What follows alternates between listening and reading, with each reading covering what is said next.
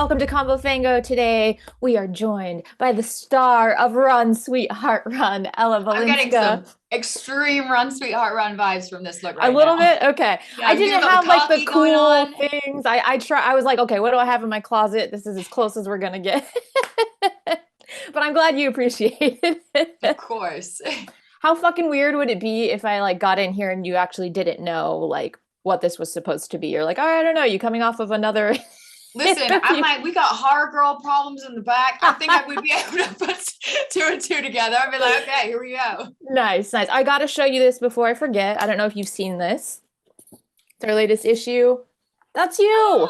Oh my goodness, yes, it's Look coming at you out the front go. door. I love to Yes. see it. And oh yes, there you go. This was my inspo. Oh my, y'all Like have got to send me a copy of that. That's great. Thank you. we absolutely will. Yes. Okay, so I got to watch this last night and my mind was fucking blown. I didn't quite know what to expect. I had an idea, and I was completely fucking wrong, which was great because it was so fun. But we follow your character through one hell of a night, Yes. basically. Do you want to give us a little bit of setup? Yes, absolutely. So Cherie, who's the character that I play, is a single mother, and she essentially works at a law firm. She double books a client dinner for her boss, so she ends up having to take this meeting, which ends up kind of turning into a bit of a date. And what seems like is going to turn into this lovely little romantic movie swiftly turns into a horror movie. She does spend the rest of her night trying to run for her life, hence run sweetheart run. She is someone who definitely has life happen at her, and you get to reveal through a lot of twists and turns because it happens all in one night, her journey towards the end of the film. I had so much fun with this, and it's like almost unfortunate how great of a meet cute it is in that first like 15 minutes or so, Yeah. because you're like, oh, it's so charming. Like, oh God, like this would be like such a great like accidental first date. Like, oh, not supposed to be a date, and we're really hitting it off. And it's like all this cute shit happens. And then right about like the 18-minute mark, you're like, what the fuck? And then it's like and it's like a tone shift. And what I love about this is it's like this movie knows exactly what it is, and it has so much fun with what it's doing, to the point where we get like actual like boof, like title just like slams onto the screen, and it just makes it so fun. And then like the chase ensues, and we basically have a chase movie, but with all kinds Yes, of weird shit happening. So it's like it's always switching it up. It's never like this one note thing. It's like, okay, we have a tone, we have a note, and then boom, switches again. And like absolutely.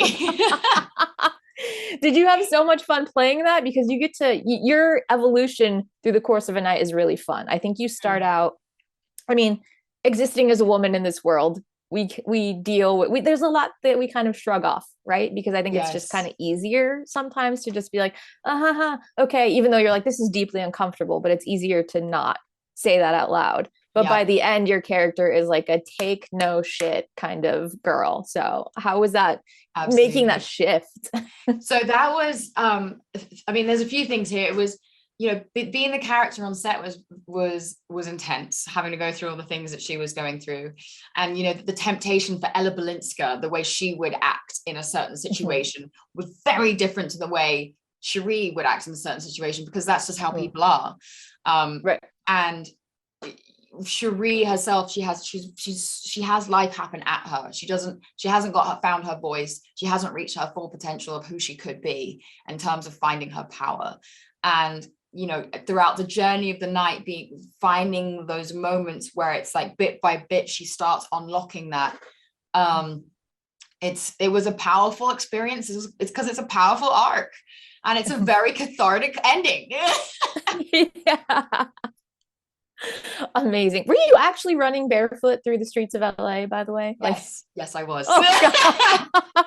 Let's Like, go. fuck. Okay. I mean, there's stunts in this movie, but to me, I'm like, that is like, did they sweep You're it like, the ahead of line is time before drawn you're found? there. I'm like, I appreciate the commitment. I don't know that I could have done that, but I You appreciate wouldn't that you believe went there.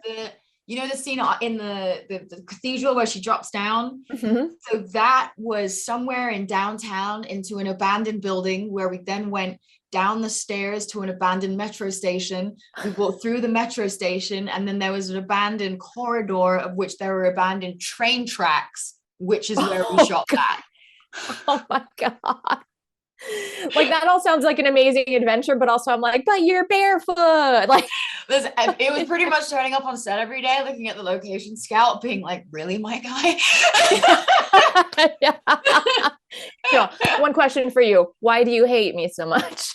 Yeah, that part, you know, that part. Yes. But it looks very cool. So I'll give you that. And you got to be an action star in this. Like there's points where you're like, you get a lot of costume changes, which is very cool. I feel like that's very important for a final girl to have like an iconic outfit. It always just drives it home a little more. You're kind of channeling Janet Jackson a little bit. You're kind of channeling Beatrix Kiddo a little bit. Is there anyone like in particular that you like consciously were like thinking of to like channel as you're like kind of making this progression? I think definitely a lot of like a combination of all the amazing final women that we have in these horror movies. I think she does change costumes so many times. There wasn't sort of any pressure to make one particularly like sensational. I mean, even the one that you'd argue is the a really iconic one, you know, in one of the scenes she gets called out by in the underground rave, you know, so it's everyone has an opinion on every outfit, but I think I think definitely a trademark is, especially after that, all I'm going to say, the bleach scene.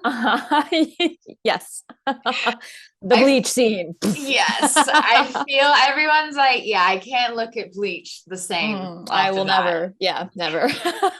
I like internally screamed. It wasn't like the kind that goes out. It was like the kind that goes like in. You should have heard what people were like on set, and they all knew it was coming. Oh my God.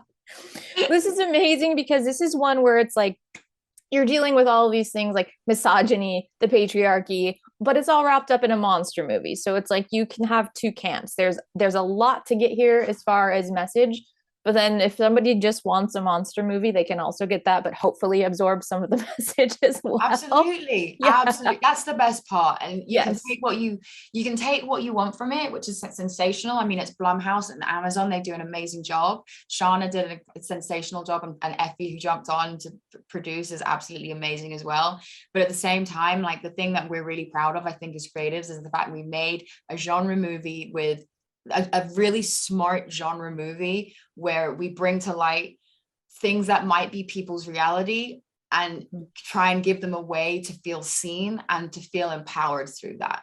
And you guys absolutely nailed that. Thank you. Nailed it.